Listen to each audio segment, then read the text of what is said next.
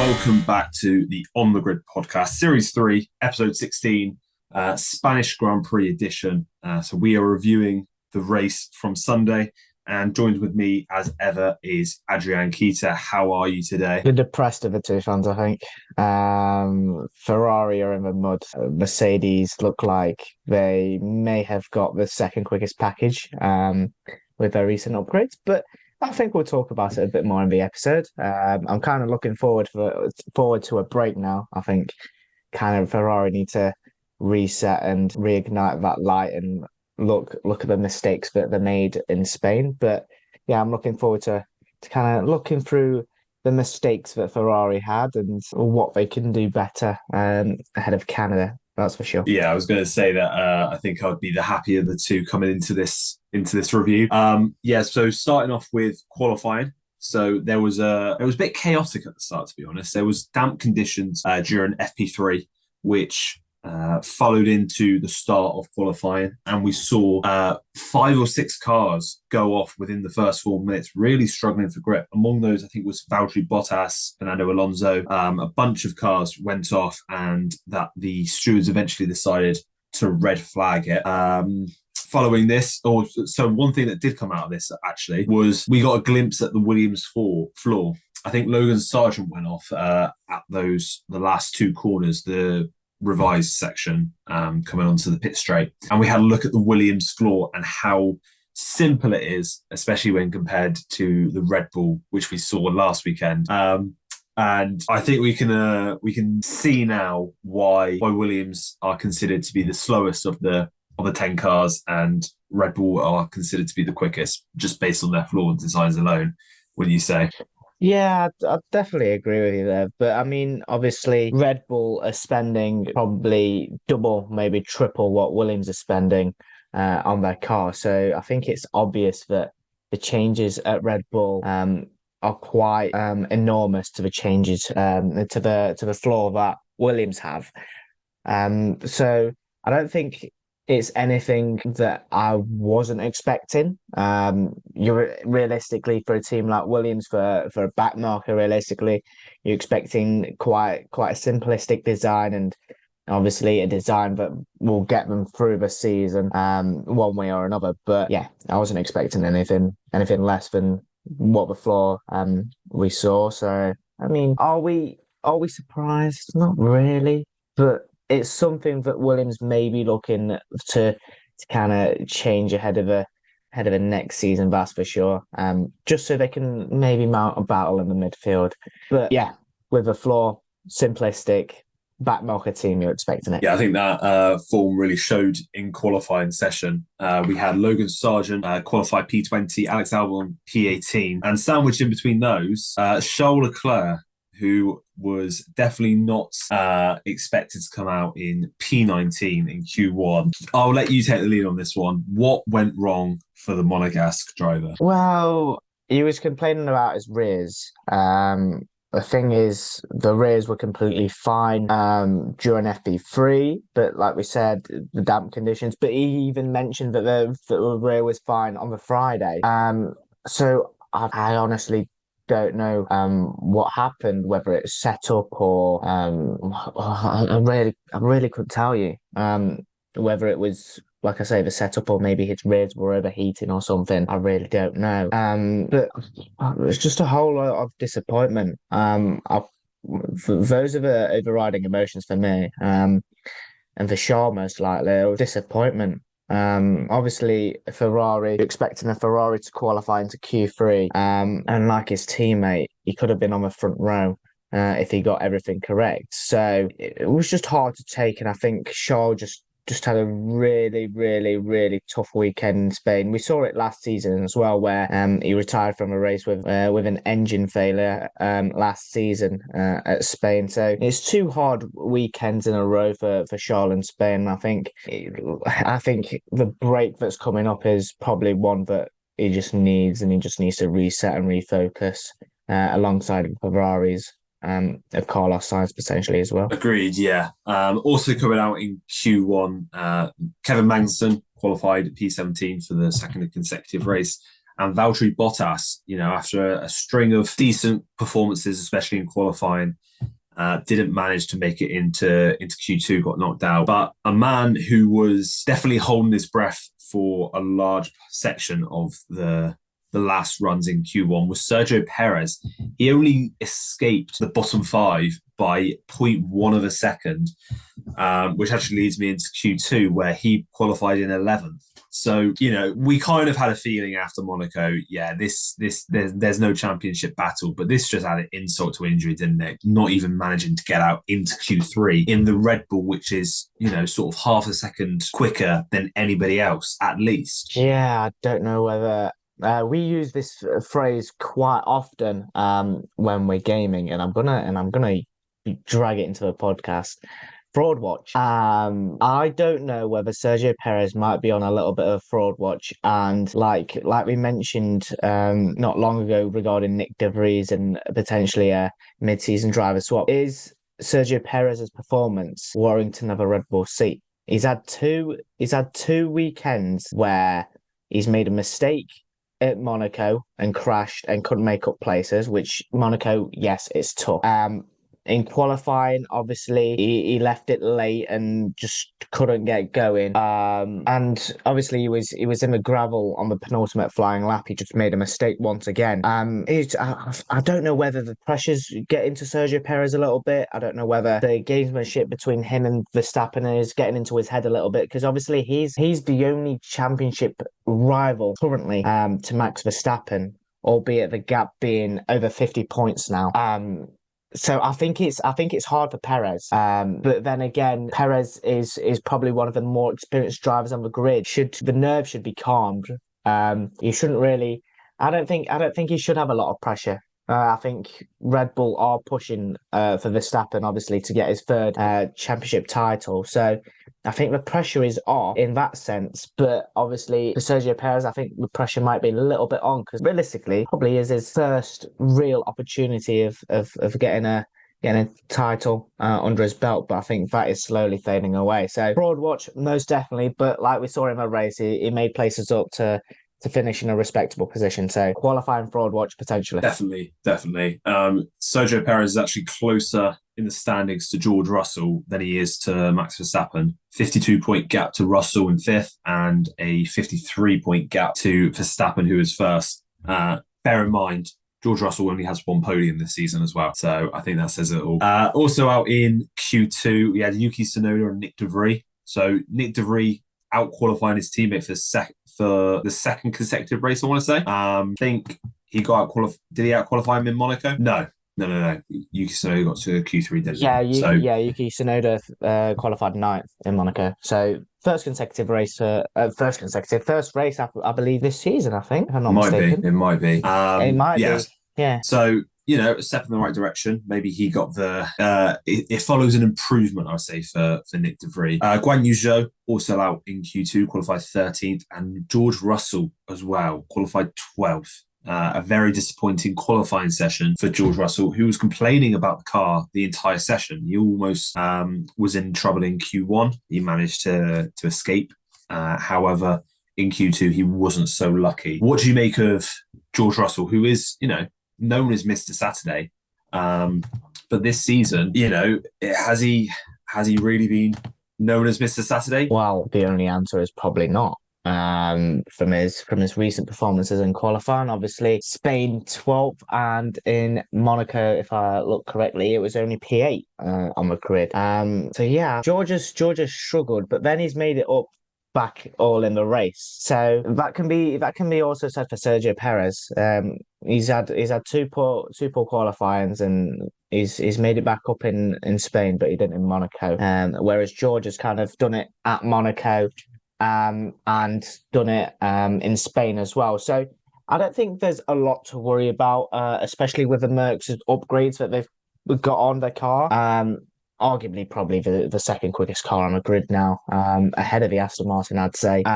Definitely in Spain, that is. So I don't think George can be overly worried with his qualifying performance in Spain, because like we saw, he made it up in the race. So yeah, again, Mr. Saturday might be converting into Mr. Sunday. Maybe. Another incident involving George Russell in Q2 with was a pretty bizarre collision with Lewis Hamilton. It was on the start of those final laps, maybe just a miscommunication. Lewis was pushing behind, I think it was a Ferrari. George Russell was on a warm-up lap. And then, a collision. Luckily, only Hamilton's front wing was damaged and that they could both continue. But it was very strange to see that. Very strange to see them racing each other right at the end of qualifying, especially when that could have ended so much differently. Yeah, I don't know why Mercedes allowed them to go side by side down the start finish straight. I think it's a bit bizarre for them to do that. But like you say, it didn't end up in major damage for the two drivers, I believe. Lewis Hamilton only really damaged his front wing end plate, which kind of it loses you a little bit of downforce, but it's nothing major like a complete front wing change in that sense. But it's really bizarre that Mercedes have allowed them to just go side by side down the start finish straight, and then I don't even know. George maybe got a tad too close to Lewis. I mean, could he have gone a little bit to the left? I don't know. Lewis was kind of taking most of the track. He was in the middle. So it's hard from that perspective. But then again, it didn't really ruin Lewis's qualifying. He got into Q3. So yeah, a weird incident, but I think a bit of a miscommunication from Mercedes. Yeah, very strange one. Moving on to Q3 then. So for I think what is the second time this season, saw both McLarens into the top 10. I think the track conditions really suited them. Nico Hülkenberg as well continued some good qualifying performances. But one of the big talking points, Fernando Alonso qualifying down in P9, his worst qualifying of the season. And I think the talk was that a lot of that was down to the damage he sustained when he went into the gravel at the start of the session, comfortably beaten by his teammate Lance Stroll, who after two successive races where he failed to meet Q3, he got into the top 10 and qualified sixth. So what do you make of the Aston Martin duo? Like I mentioned earlier, I think they have slowly fallen behind Mercedes with Mercedes's recent upgrades, which is quite interesting to see. Aston Martin brings some upgrades to Canada because I believe the battle for second is heating up a little bit. But regarding Alonso and Stroll, I mean, Stroll's been under a lot of pressure, like we've said in recent episodes. Obviously, his qualifying and his races have not been up to scratch. In a very, very quick Aston Martin. So for him to get into Q3 and qualify ahead of his teammate in, was it P6? I believe it was P6 that he qualified. It was, yes. Yeah. I think it was much needed for Lance to just kind of alleviate that pressure off his shoulders. Obviously, his dad probably in his ear as well, going, "Son, what on earth are you doing? I know you've got an experienced teammate on your side, but you've got to show that the capabilities of this car, and you've got to play to their strengths." So for him to qualify into Q3 and into sixth, which was upgraded to P5 after Gasly's penalty, fantastic. Whereas for Fernando Alonso, I think I don't know whether the home Grand Prix weekend pressure got to him a little bit. His obviously expectations were on his shoulders that he could potentially battle for the front row, maybe even pole position at his home race. But on the other hand, it was Carlos Sainz that was leading the line for Spain in P2. So I don't know whether it was a little bit of pressure or just the car was obviously, like we mentioned, it went through the gravel and sustained quite a bit of damage. But yeah, it was the worst weekend Fernando Alonso has had this season. That's for sure. Yeah, definitely his worst weekend of the season. But considering his performances, it's not necessarily a bad thing to still qualify ninth, finish seventh. Also getting into the top 10 were both Alpines. Now they've quietly been doing the business. All the talk has been about the top 4 teams and how far clear they are. Alpine have really solidified themselves as in a league of their own. They're comfortably the 5th quickest car, and they're pouncing on the mistakes that those top 4 teams. So you see Perez, Russell, Leclerc not make it into Q3, and Gasly sticks it on the second row, and Esteban Ocon last week in Monaco picking up a podium. they're really maximising their points this season. I think they've done a brilliant job.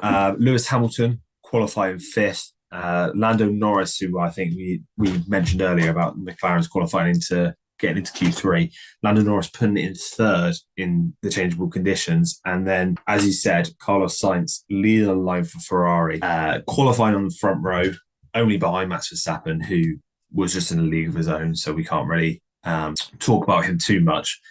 But Carlos Sainz has seemed to be a little bit more consistent this season than Leclerc. Do you think that's, maybe is a little bit of a hangover from last season with Leclerc, and, Sainz has found his bearing now, and he can build his confidence and is really putting in some consistent performances. Sorry. Oh, Ferrari just so live of the shop, so I don't know what answer you want me to give to that one. It's hard. It really, really is hard. Obviously, so many changes have been implemented at Ferrari. Obviously, the finger being pointed at Mattia Binotto most of the time for obviously the strategy, etc. Last season, Fred Vasseur has come in, and I think this season is kind of a season to forget already. I don't think I can expect anything for this season. I think it's done and dusted. It's just kind of setting ourselves up for next season, and just to kind of maximise what we've got this season. But on the topic of Carlos Sainz, I think yes and no. I think he's maximising the car that he's got, and the potential that he's got. He's using it fantastically, and obviously leading the line for Ferrari. And Charles Leclerc kind of probably just sat in the garage just thinking this car can't get me anywhere. And I think he's in that negative mindset, which he kind of needs to snap out of quickly and kind of focus and readjust, because he continues this way, it's not going to be a great season. But Carlos Sainz, he's the more experienced of the two drivers in the Ferrari garage, so you're expecting him to kind of be maximising what he's got. We've obviously saw it at McLaren, at Renault, at Toro Rosso. We've seen it at all the teams that he's been at. He's been very good at qualifying and maximising what he's got. So I expect nothing less from Carlos from now until the end of the season. I think he's the leading light for Ferrari right now, with Leclerc kind of a background at the moment, kind of in Carlos's shadow. So yeah, Carlos leading the light for Ferrari, and I think he's during the last season or so, I think he's gaining a bit of unnecessary criticism, I say, with Leclerc obviously leading the light. So long may it continue. Carlos, do your job for Ferrari. Thank you very much. And just continue what you do. Yeah, you're talking about the consistency there. After Leclerc failed to reach Q3, he's only one of two drivers that's reached Q3 in all of the first 7 races this season, the other one being Fernando Alonso. And he's the only driver to qualify in the top 5 for every single race this season. So yeah, very consistent performance from Carlos Sainz, especially during qualifying, where his operation is extremely smooth. So moving on to the 1 to 10 rankings. So let's kick things off nice and easy. Max Verstappen qualified first, finished first. 10 out of 10. Yeah, I couldn't agree more with you. Obviously, I believe this is his first Grand Slam of the season. Only his third in his career. Yeah, I was about to say his third of his career. Obviously, hat-trick of wins, back to back to back. Yeah, I've gone with, obviously I've looked at qualifying performances and race performances, and kind of done an average, but both of them are a 10 for me. So yeah, I don't think there's much of an average than a 10 out of 10 there. Yeah, I suppose we say it's only his third Grand Slam of his career, but in the last couple of years when he's been fighting for the wins on a consistent basis, the fastest lap has been worth a point. So other teams are more interested in getting the fastest lap, where before, maybe not so much. So yeah, I can see why it's only his third, actually saying that. Lewis Hamilton qualified 5th, finished 2nd. I'll let you take the lead on this one so I don't appear too biased.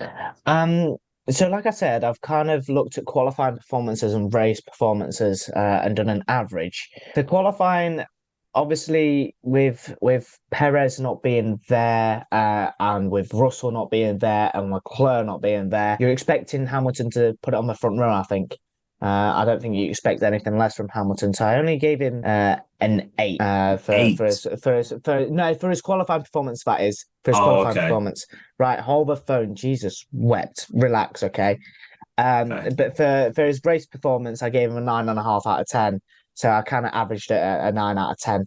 As a whole weekend, that is. Yeah, I agree. I gave him a 9 out of 10 as well. That is the one thing I was a little bit disappointed after qualifying, especially when he was on provisionally on the front row, and then to only qualify fifth was a little bit of a disappointment. You know, if you put it third, there's an argument there that you can make that he should get the 10 out of 10, but you know, qualifying fifth behind Gasly and Norris in particular, he gave himself a little bit more work than needed, even though what we didn't speak about was Pierre Gasly's penalty, which we'll get onto when we actually review his race. But yeah, in terms of the race performance, it would be a 10 out of 10. Had contact with Norris on lap 1, which I can't believe I've actually seen people criticise Hamilton for. There's no way you fit two cars around turn 2 at Barcelona. So yeah, maximise performance. I've given him 9 out of 10. Moving on to George Russell's teammate, qualified 12th, finished 3rd. I've also given him a 9 out of 10. He started behind Perez and finished ahead of him. And we know how quick that Red Bull is. We know how far clear of every other car in the field that Red Bull is. And he started behind him and finished in front of him, due to strategy as well, might I add. So yeah, I've given him a 9 out of 10. I thought it was a great performance to work his way through the field. Showed good pace and wasn't too far off the pace of Hamilton. I think Hamilton had pace in hand, but Russell worked his way through the field nicely and secured a good podium. Once again, looking at my qualifying average and my race performance, obviously qualifying probably one of the worst weekend starters that Russell had. But obviously to make up the most positions out of any drivers in the field, to make up 9 places throughout the whole race and to finish on the podium. I've given him an 8.5 out of 10. That's purely on the basis of qualifying. You're kind of expecting Russell to be in the Q3, and for him to finish it ahead of Perez is very plausible. Obviously, we'll get onto Carlos Sainz a little bit later because he obviously faded away, and Russell was able to benefit with that kind of Ferrari mishap, or probably just for lack of Ferrari power, firepower that Sainz had. So I've given Russell an 8.5 out of 10. For his race, I've given him a 10 out of 10. Realistically, it's for him to make his way through the field like he did. It's fantastic.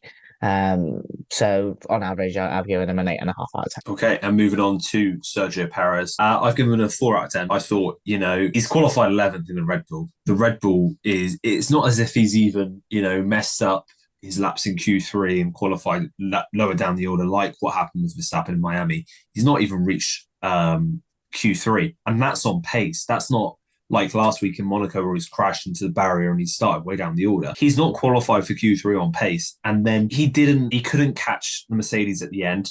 As I said, Russell started behind him and finished in front of him and got the podium. If he gets a podium, I think it is sort of a respectable performance. But when Russell's making up more positions than you in the Mercedes, when you have the quickest car, then you can't be getting a good rating from that. I will hand it over to you now, though, because I can see your shocked expression. But yeah, I've gone for a 4 out of 10. What? Really? You're being genuinely serious? A 4 out of 10? 4 out in that Red Bull? When it's by far the quickest car. Realistically, you're looking. Have you or have you not made upgrades for this weekend? Yes, but it's still nowhere near. Okay, Max Verstappen won by 26 seconds. Right. Okay. Hear me out. Obviously, we're talking at him not crashing, but obviously what we saw is him going into the gravel trap on his penultimate lap, which kind of hampered his final run. Yes, we are looking on at his outlap.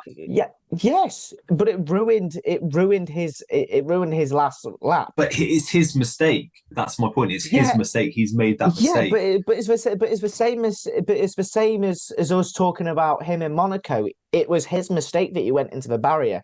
Yes or no? But that's what I got to take into account as well. But it's on pure pace.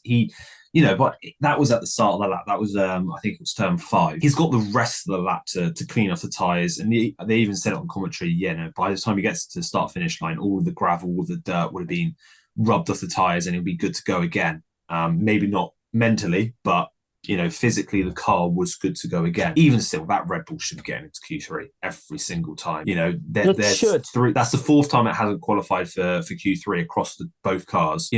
That's the third time Perez hasn't qualified for Q3. And it was on pure pace. It wasn't because he crashed out, which I could kind of understand a little bit more. He didn't have the pace to get into the top 10. Okay, I can agree with you there. I've not gone as harsh as you have. I've given him a 6. I mean, realistically, if like we mentioned, if he gets a podium, yeah, that's kind of made up his weekend after his mistake in qualifying. But I don't think we can criticize Perez as harshly as we can. Yes, he has got the quickest car on the grid, but he's under mentally. I think he's ever so slightly crumbling mentally with a championship battle on his mind, which is faded away essentially this weekend. I think after the last two weekends, I think the championship battle has gone for Perez. I don't think there's any coming back unless Max Verstappen has some catastrophic damage to his Red Bull and he has retirements here and there, and it plays Perez back into the championship battle. But yeah, it's hard for Perez. So I've not gone as harshly as you have. I've given him a 6. But I mean, it still averages at a 5 out of 10, doesn't it? Yeah, I'll take a 5 out of 10. I actually had that initially, but I kind of went a little bit harsher because I felt, that was more representative. Moving on to Carlos Sainz, though, he qualified second, finished 5th. I think it was actually a solid performance, to be honest. I think he got the most out of that car. It was nowhere near the Mercedes. And Mercedes, those upgrades really showed how good they work. And obviously the Red Bulls as well. There was strategy blunders as well to add into the mix. Your usual Ferrari strategy mess. So I've got to hand it to Sainz, to be fair. I've given him a 7 out of 10, so I thought it was a solid race. What you'd expect. I mean, if we might be looking at a Ferrari tax from me, I've given him 8 out of 10. I think his qualifying performance is near enough a 10 out of 10. I don't think he could have done anything more. You're not beating Verstappen, and Verstappen showed that by pretty much putting half a second between him and Carlos Sainz. So I think he did tremendously well there. But it just kind of unraveled in a race. Obviously we saw that the little kind of fight that Sainz tried to put on into turn 1. Which inevitably didn't happen into anything. And then he got caught by Hamilton, and then Russell came charging through, and then Perez overtook him as well. So the race kind of unraveled his weekend. But I think for a home race, I think you can't be asking too much more than that. He wasn't as quick as the Mercedes, and he wasn't as quick as the Red Bull of Sergio Perez throughout the race. So yeah, I've given him 8 out of 10 for his race weekend in Spain. You know what? I'm happy to compromise at a 7.5, to be honest. I thought, yeah. Lance Stroll qualified 5th and qualified 6th, finished 6th. Maybe you're being a bit harsh here. I've given him a 6 out of 10. It's a better performance, but what I'm basing it on is where that car should be. I'm basing it on where the car should be. The car is the third quickest car. The Aston Martin, probably this weekend, it was the third quickest car. You've started 6th, you're finishing 6th. That's where it should be. So I've gone, a decent performance. It's a step in the right direction for Stroll. Much better than the last 2 races. But it's where you expect that car to be. I can't put him any higher than a 7 at the very maximum. Yeah, I've given him a 7. Okay, I'm happy to compromise with 6.5, but that's where the car should be. That is the minimum you expect from him. But realistically, let me just butt in. I think, like we said, Lance has had so much criticism over the last few weekends. Obviously, he's not been qualifying into Q3, and he's probably found it mentally tough, to be honest. Obviously, like I mentioned, his dad's probably on the phone going, "What on earth are you doing, son? Show me why you're in the team," and that sort of stuff. But realistically, it's his father's team, so realistically, he's there because of his dad. But this weekend is kind of a step in the right direction. Like we said, Aston Martin, probably the third quickest car on the grid. behind the Mercedes this weekend, that's for sure. Obviously, we had Alonso get on the back of him, and Fernando Alonso even said on the radio, tell Lance not to worry, I'm not going to overtake him. So he kind of wanted to give him that confidence booster that he needed by finishing sixth on the race. So I've given him a 7 purely on the basis of it's a step in the right direction. I don't think it's one above bog standard average. I think that Lance deserves a bit of a higher rating than a 6. A 6.5 is a fine compromise from me, but not a 5, not a 6. It's got to be slightly higher for me. I think he deserves it after the last few weekends he's had. I think it's been very tough for him. My only counter to that would be that he was massively underperforming in the last 2 races, and this is the level he should be at. He finished 18 seconds behind Sainz and 28 behind Perez, just to add that in as well. So it's not as if he was even fighting for position. But Fernando Alonso qualified 9th and finished 7th. I've given Alonso a 5 because I think Aston Martin reported that he did have damage. And I think that hampered his lap time as well. It compromised his qualifying, and then whatever happened in the race happened there. He didn't seem to have the same pace. He pulled off a good few overtakes though, especially on Tsunoda and Ocon, which was great racing. But yeah, it's not a bad performance, but Fernando Alonso, you kind of expect a little bit more given his start to the season. Yeah, I agree with you with a 5. Like we say, it's probably his worst weekend of this season so far. And from the level that Fernando Alonso expects of himself, you kind of expect him a little bit more, especially in a home race. Everybody was hyping Fernando Alonso so much, and for him not to deliver, it's kind of a bit underwhelming. So yeah, I give him a 5 out of 10. Obviously, he couldn't do much with the damage that he sustained to his car. So I think there's a little bit of compromise there, but from the standards that Fernando Alonso has set so far this season, I think nothing more than a 5 kind of warrants his performance in Spain. Moving on now to Esteban Ocon. Qualified 7th, finished 8th. I've given him a 7 out of 10. I think it's a really solid performance. He obviously got that podium last week and followed it up with another good performance where I think he's actually maximised his points. Alpine, as I said, I've been really impressed with. They're continuously maximising the amount of points they can get. They're nowhere near the top 4 in terms of pace on a week-by-week basis. But, they picked up some good points here. They're well clear of McLaren, who was 6th in the constructors. So, yeah, another good performance from Alpine and Esteban Ocon. Yeah, I've gone the same as you. I've gone a 7 out of 10 for Esteban Ocon. I think qualifying 7th, I think he did the best job that he possibly could, obviously, with Gasly qualifying 4th, but getting that penalty. I think if it was the opposite way and Esteban Ocon qualified 4th, we could potentially be looking at even greater points. For Esteban Ocon, probably a 6th place finish, maybe 5th or 6th, depending on where Carlos Sainz qualifies. But yeah, I've given him a 7 out of 10. Good performance once again. Yeah, and moving on to Zhou Guanyu, qualified 13th, finished 9th. I've given him a 9 out of 10. Exceptional performance, I think. That Alfa Romeo is probably not good enough to be scoring points, and he is held off Pierre Gasly and Charles Leclerc. Got some good points for the team, and he's now level in the Drivers' Championship with Valtteri Bottas. Got the same amount of points after Spain. So I've given him a 9 out of 10. Yeah, I've given him an 8.5 out of 10. Only 0.5 lower than you, so I'm happy to compromise with a 9. Once again, I think he was fortunate with Tsunoda's penalty to get himself into 9th. I think we'll talk about Tsunoda a little bit later.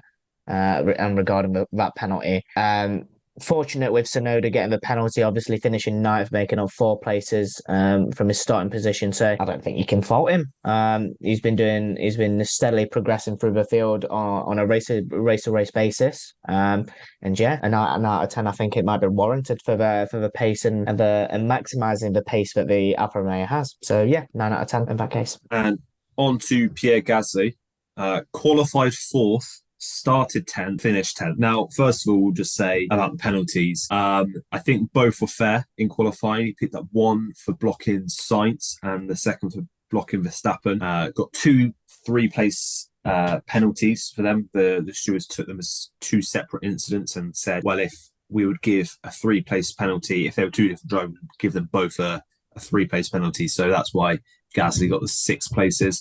He done well in the race, though. He got a point. He held off Leclerc. I've given him a 6 out of 10 overall. not quite as good as Ocon. You know, it could have been so much better if he qualified well, if he didn't make those mistakes in qualifying. Sorry. But yeah, overall, it's points, isn't it? Yeah, I think looking at my laws of averages again, I've given him a 7 out of 10. Qualifying performance is fantastic. The only damper on his weekend were obviously the 2 penalties that he received, and obviously after those kind of mishaps, he couldn't make his way up the field.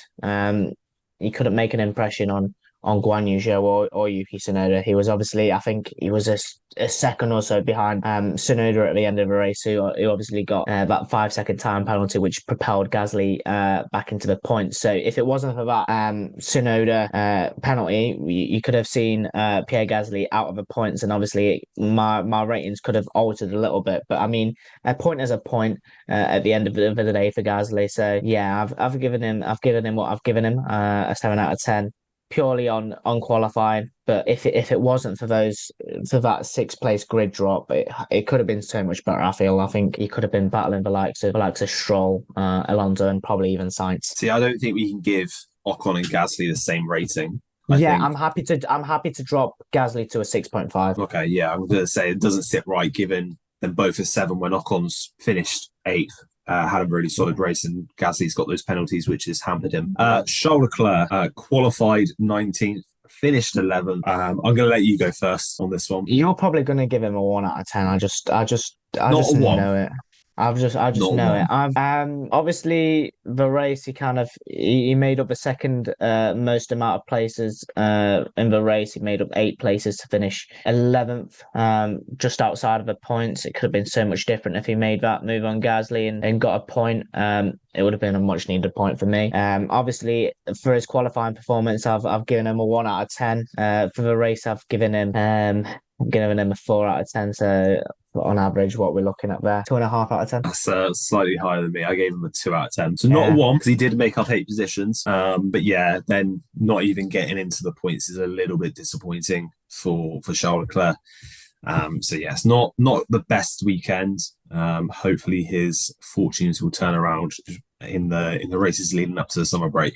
Moving on now to Yuki Tsunoda, qualified in 15th place and started and finished the race in 12th, getting that 5-second penalty in the process. First of all, straight off the bat, it wasn't a penalty. He shouldn't have got a penalty for that.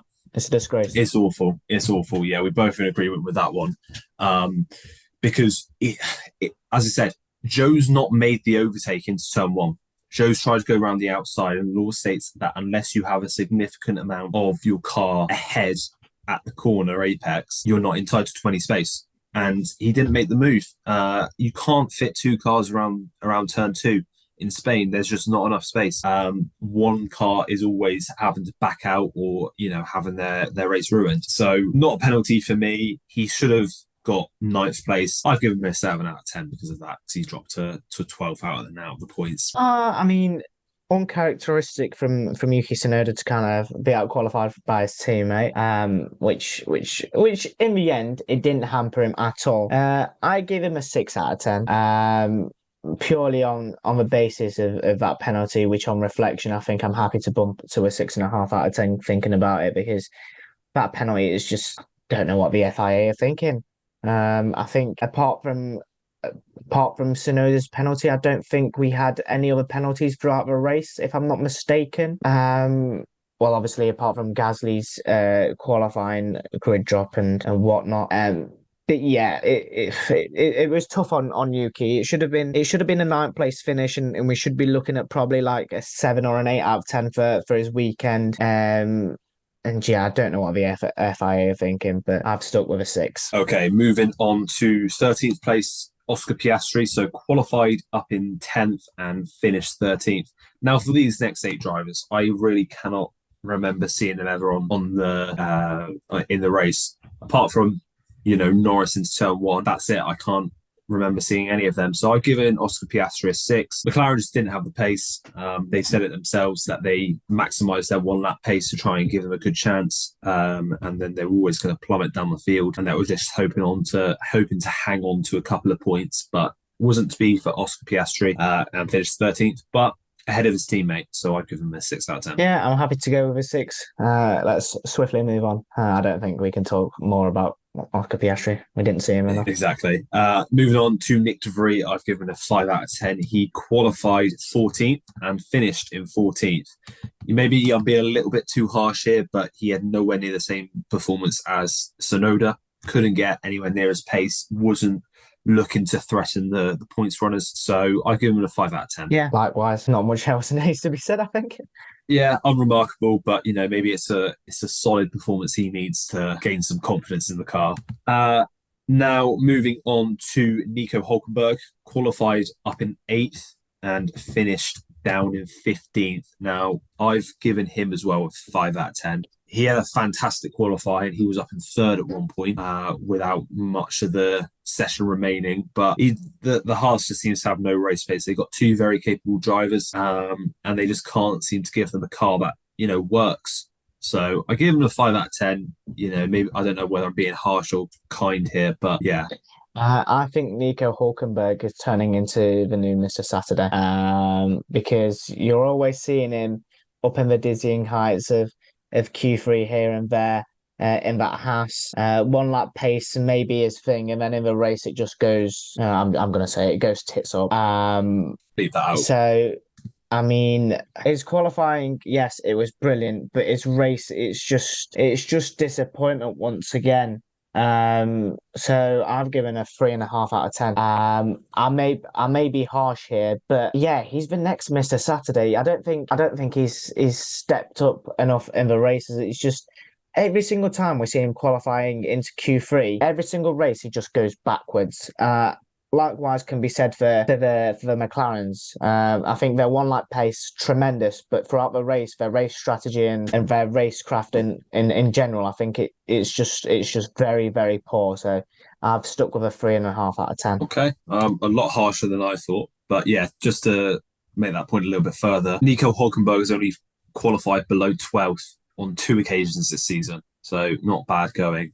That was in Azerbaijan and Monaco. So yeah, we'll compromise there on that one. Moving on now to Alex Albon, qualified in 18th and finished in 16th. I think after seeing the lack of complexity with the Williams floor, I think I am feeling a little bit sorry for Alex Albon and actually seeing what a tremendous job he's doing in that Williams. I've given him a 6 out of 10. This is always going to be a tricky track for the Williams where there's a lot of high and low speed corners. It's not sort of your Azerbaijan or your Australia or maybe even Canada in a couple of weeks' time. We could see an improvement for them, where it's more power driven. So it's always going to be a tricky race for the Williams, but he comprehensively beat his teammate. He pretty much done as much as he could, so I give him a 6 out of 10. I'm happy to stick at a middle ground of 5.5 out of 10. I've given him a 5 out of 10. I think it was just a bog standard race for Alex Albon. I don't think much else can be said. Obviously, he made up 2 places from his starting position, but like we say, from the next couple of drivers that we've got on the list, I don't think we saw too much of him on the TV director. We just kind of had a race.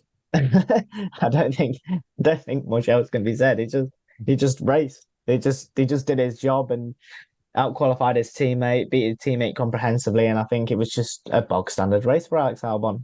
Not much needs to be said. Well, I think we only saw this next man once. Lando Norris qualified 3rd, finished 17th. A lot of that was down to having contact on lap 1, and he's a pit stop behind. By the end of the first lap, I've given him a 4 out of 10 because he did recover. He did overtake a couple of cars. And gain a pit stop in the McLaren, which, we've criticised heavily for being too slow, and he's shown good pace. So maybe I'm considering bumping up to a 5, to be honest. I think I will bump him up to a 5 because he did make up a lot of time on the cars around him, those slower cars.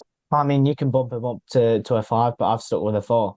Okay, so we'll compromise on a 4.5 then. Yeah, I mean, we could compromise on a 4.5. It was obviously his qualifying was so good. Even Verstappen kind of when he climbed out of his car at I believe I saw a video, or it might have been an Insta reel from F1, and it's kind of Verstappen just looking around the corner and seeing Norris qualifying 3rd, and he's just like, wait, Lando. Lando in third. Wasn't expecting that. And you're expecting, right, is this the kind of turning point of McLaren's season? And then he got damaged and then his race unraveled. So it was hard for Norris. But I mean, yeah, I've stuck with a 4 out of 10, so we can compromise at 4.5. Moving on now to Kevin Magnussen, qualified 17th and finished 18th. Easy as like, I give him a 3 out of 10. Nowhere near his teammates' pace. Not a good performance. Can't say I actually saw him on the TV at any point during the race.